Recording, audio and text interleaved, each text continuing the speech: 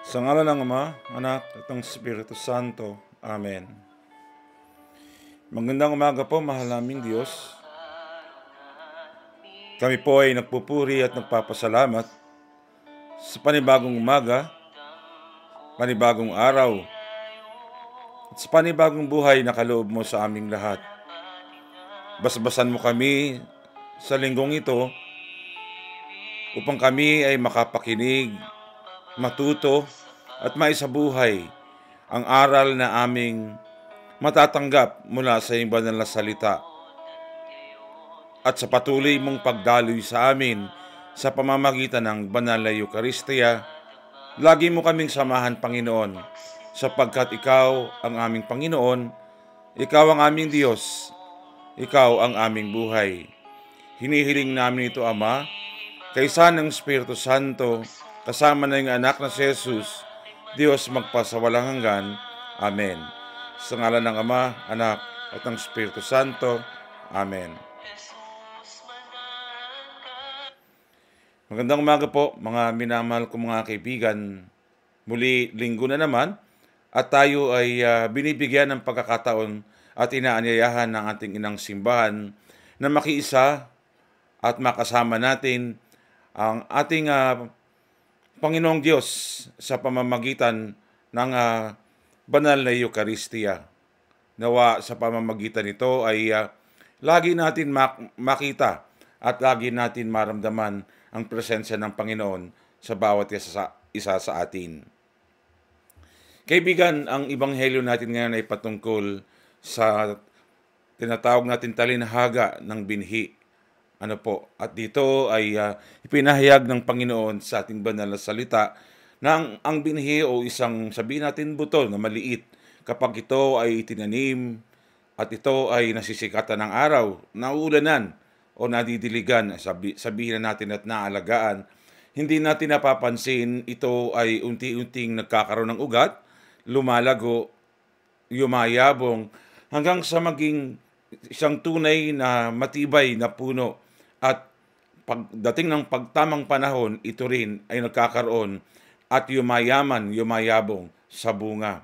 Ito ay pagpapatunay lamang na ang lahat ng bagay na nandito sa mundo ay nasa pagkakalinga ng ating Panginoon, at lalong-lalo na kung ito ay hinahayaan natin at binibigyan natin ng kaukulang panahon, pag-iingat at kalinga, kaisa ng ating Panginoong Diyos, ang punong ito o ang binhi na ito na yayabong pagdating sa tamang panahon ay magiging isang napakalaking puno, magbubunga at marami pa ang makararanas at makatatanggap ng biyaya, hindi lamang sa bunga nito kundi sa puno, sa mga tangkay at lalong-lalo na sa mga dahon na nagsisilbing lilim upang ang mga tao ay makasunong sa ilalim nito at hindi masyadong masikatan o maulanan ng sobra kung umuulan man.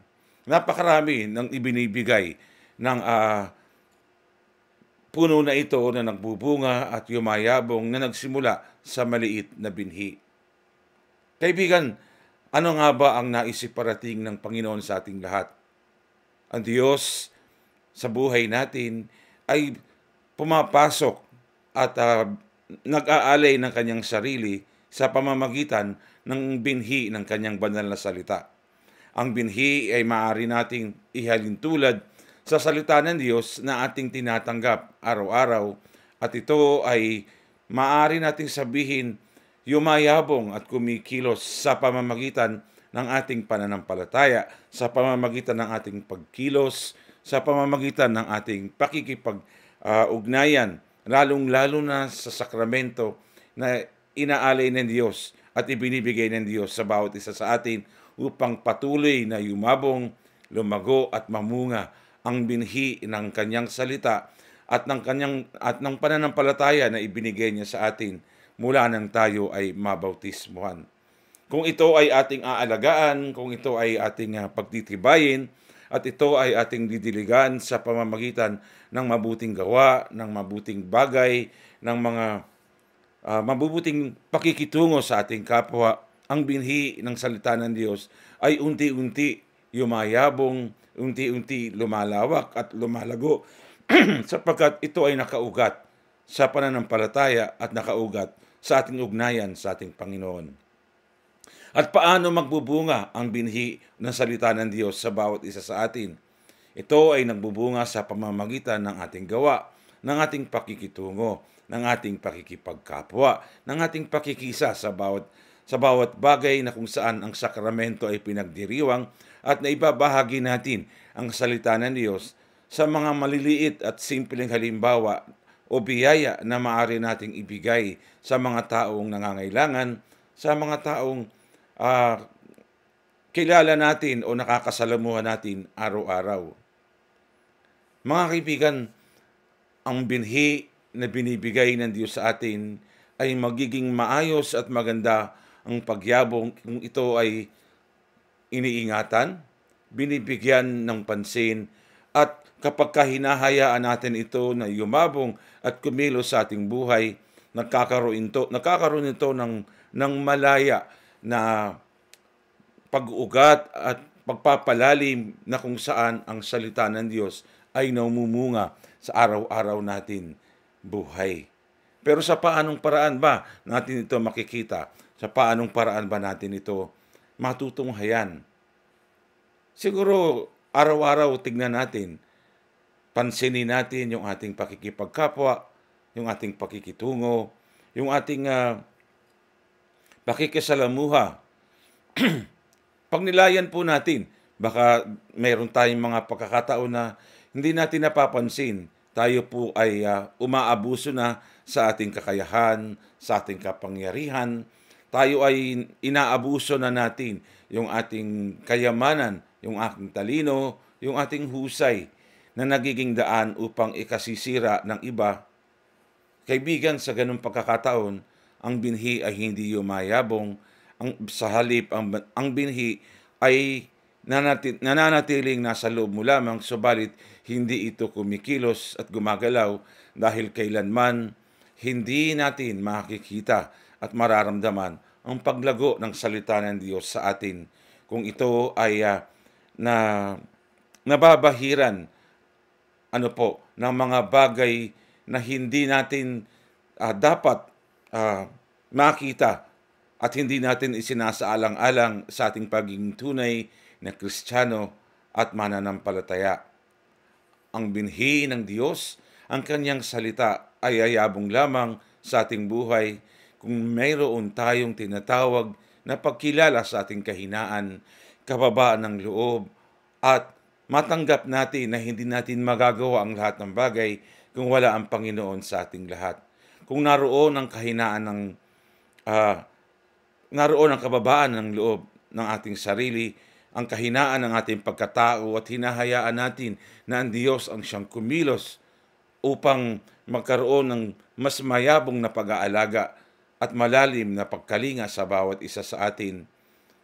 Pasasaan ba maghintay tayo ng tamang panahon, hindi natin mapapansin, ito ay unti-unti na yumayabong.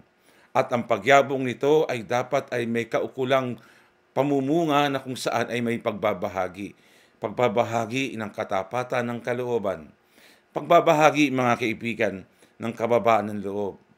Ng pagbabahagi ng ating sarili sa iba sa pamamagitan ng mga regalo o material, maaaring pinansyal na mayroon tayo na maaari nating ibigay sa mga nangangailangan. Ang pagpapatawad, mga minamahal kong kaibigan, ay isang paraan din na kung saan nakikita natin ay yumayabong ang binhi ng ating Panginoon. Pagpapatawad, ang pagkilala, ang pagtanggap sa kahinaan ng iba, at panghingi rin ng ating kapatawaran panghingi ng kapatawaran sa mga taong ating maaring nasaktan sa maraming bagay o sa iba't ibang pagkakataon.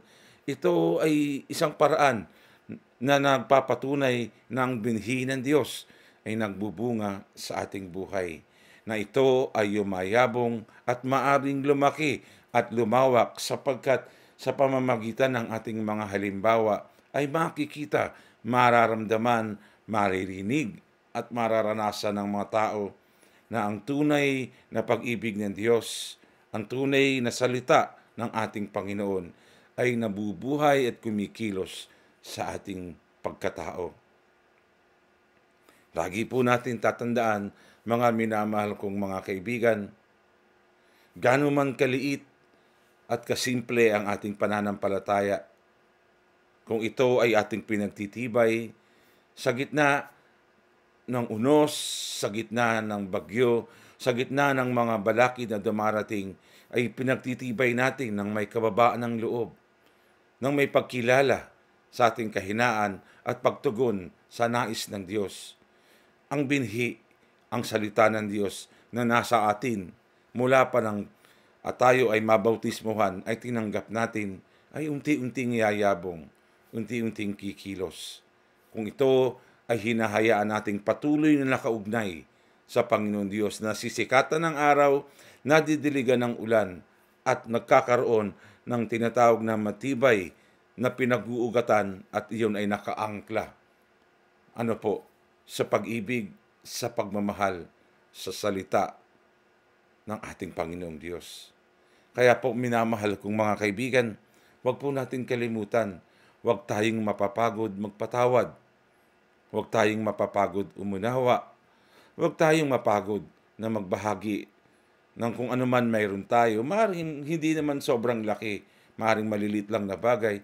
Huwag po natin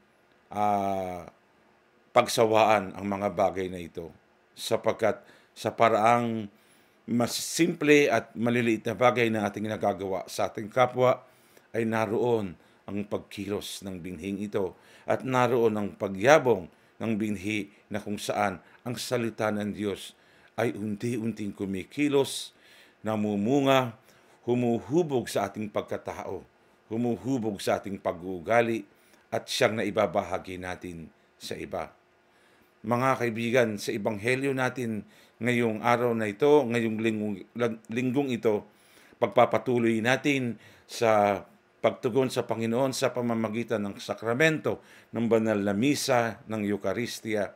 Nawa ang hilingin natin sa Diyos ay patuloy tayong yumabong, patuloy tayong mamunga, at patuloy tayong matatag na nakaugat sa pag-ibig at salita ng Diyos, upang maibahagi natin, katulad ng isang binhi na nagiging malaking halaman, puno, yumayabong at namumunga, ang binhi ng salita, pag-ibig at pagpapatawad at pagmamahal ng Diyos ay maibahagi natin sa iba sa pamamagitan ng ating gawa, pagkilos, kababaan ng loob, pagpapatawad, at patuloy na pagbabahagi ng ating sarili sa gitna man ng unos, sa gitna man ng mga balakid na dumarating, ay huwag natin susukuan, huwag tayong mapapagod, sapagkat ang Diyos ay nasa atin, patuloy po na kumikilos, patuloy na nagmamahal, patuloy na nagpapatawad, at patuloy na umuunawa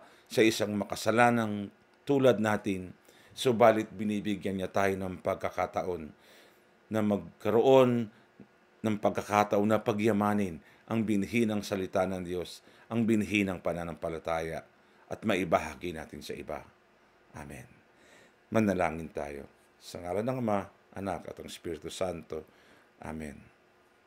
Panginoong Diyos, bigyan mo kami muli ng pagkakataon, bigyan mo kaming muli ng panahon, O Diyos, na mapagnilaya namin kung paano namin pinakikilos at pinalalago ang banal na salita sa aming buhay. Ama, lagi mo kaming gagabayan, lagi mo kaming tutulungan, at sa pamamagitan ng iyong banal na Espiritu Santo ay patuloy kaming manalig sa iyong anak na si Jesus, upang kami sa gitna ng aming pagiging makasalanan, ng aming paulit-ulit na pagkakamali sa buhay, ay unti-unti namin mapayabong at mapalago ang binhi ng pananampalataya, ang binhi ng salita, wika ng Diyos sa aming lahat. Amen. Sa ngalan ng Ama, Anak, at ang Espiritu Santo. Amen.